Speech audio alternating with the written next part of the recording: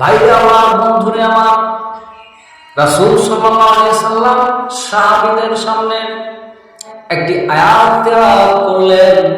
সে আয়াতটি হচ্ছে ইয়াউমাইযিন তুহাদ্দিসু আখবারাহা।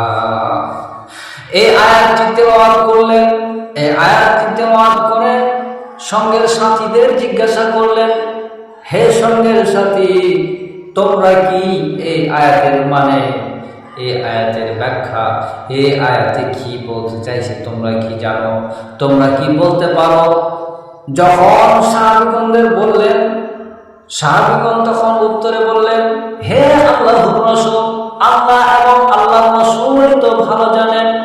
রাসূল সাল্লাল্লাহু আলাইহি সাল্লাম তখন বললেন, সঙ্গের সাথী, তাহলে শুনে নাও, এই আয়াতে এটাই বলতে চাইছে, এই আয়াতের মানে এটাই বলতে চাইছে যে কোন মানুষ কোন জায়গায় মিথ্যা কথা বলছে, ওই জায়গাটা কিয়ামতের দিন কথা বলবে।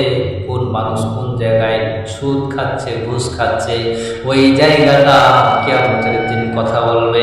কোন মানুষ কোন জায়গায় মিথ্যার কথা বলছে, ওই জায়গাটা কিয়ামতের দিন কথা বলবে।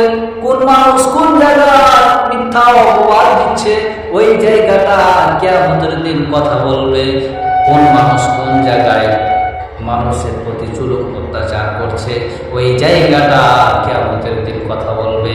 কোন মানুষ কোন জায়গায় চুগলখড়ি করছে, ওই জায়গাটা কিয়ামতের দিন কথা বলবে। কোন মানুষ কোন জায়গায় বেপরোয়া হয়ে চলছে, জেনার কাজ করছে, ওই জায়গাটা কিয়ামতের দিন কথা বলবে। সাহাবীগণ শুনে হতাশ হয়ে গেলেন। সব কিছু সাক্ষ্য দিবে। আল্লাহ রাব্বুল আলামিন বলেন, বিআন্না রাব্বাকা আওহা লাহা। আল্লাহ রাব্বুল আলামিন বলেন, এই মাটিকে ক্ষমতা দেওয়া হবে, কথা বলার জন্য শক্তি দেওয়া হবে। মানুষকে যেমন আল্লাহ রাব্বুল আলামিন কথা বলার শক্তি দিয়েছেন, পাওয়ার দিয়েছেন, ক্ষমতা দিয়েছেন, সেরকম ভাবে এই মাটিরও ক্ষমতা দিবেন, শক্তি দিবেন কথা বলার জন্য। কথা বলার ক্ষমতা দিয়ে দিবেন।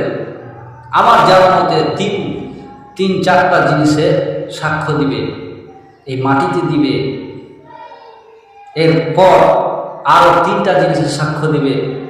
পরবর্তীতে বলবো কি কি তিনটা জিনিসের সাক্ষ্য দিবে কিয়ামতের মাঠে। সেই দিন কোন মানুষ গোপনে থাকতে পারবে না। আজ দুনিয়ার মধ্যে যত গোপনে গুনার কাজ করুক না কেন, গুনার কাজ করুক না কেন, রাতের অন্ধকারে গুনার কাজ করুক না কেন, দিনের আলোতে গুনার কাজ করুক না কেন, যে হাতে, যে অবস্থায়, যে জায়গায়, যেখানেই গুনার কাজ করুক, যে ভালো কাজ করুক, সব কিছু ফেরেশতা লিখে রাখছেন এবং কিয়ামতের দিন সব কিছু দেখানো হবে। সব কিছু নিচে চোখে সমস্ত মানুষ দেখতে থাকবে।